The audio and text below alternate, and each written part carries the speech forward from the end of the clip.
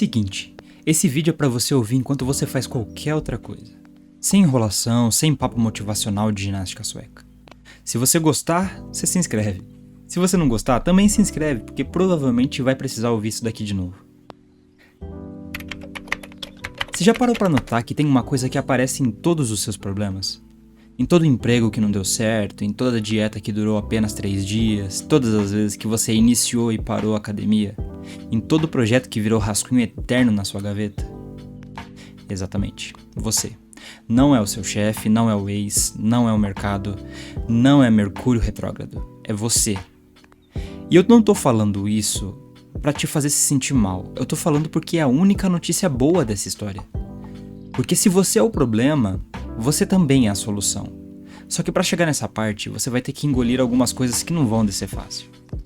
Tem um cara que já entendeu tudo isso há 2000 anos atrás.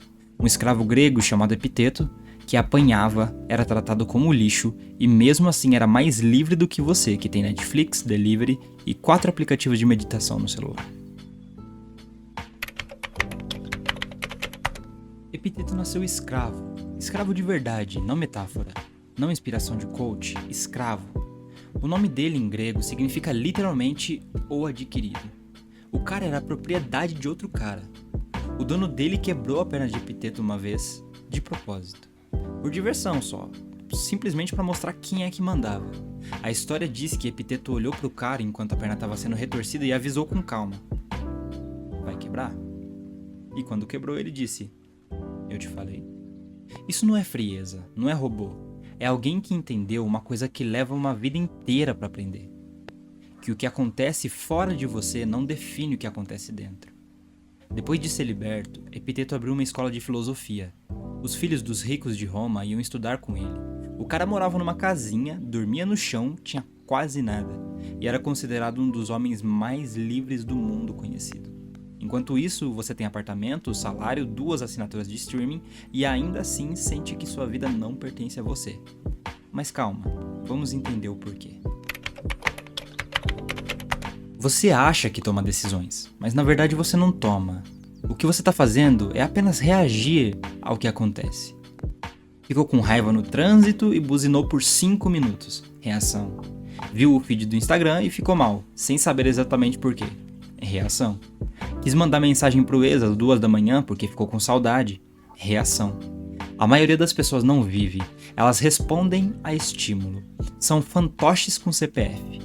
Epiteto chamava isso de viver no impulso. E para ele, viver no impulso era a definição de escravidão.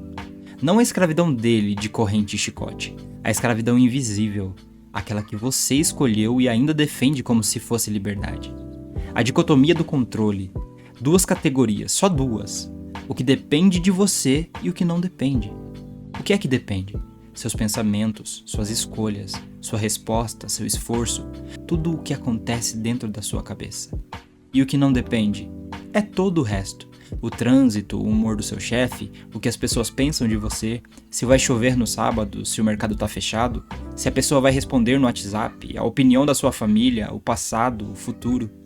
Cara, parece simples. Aí você olha pro seu dia e vê que passou 8 horas sofrendo com coisas que não dependem de você e ignorou aquelas poucas que dependem. Isso tem nome: autossabotagem. E você faz isso todo dia, de graça e com muita dedicação. Autossabotagem não é burrice. Eu preciso deixar isso daqui claro porque a maioria das pessoas que ouve esse papo pensa: isso daí não sou eu sou inteligente. Exatamente. A autossabotagem é coisa de gente inteligente. Funciona assim: você quer escrever, quer empreender, mudar de carreira, seja lá o que for. Você fala pra todo mundo o que vai fazer. Compra curso, baixa app, organiza a mesa, faz o café e não faz nada.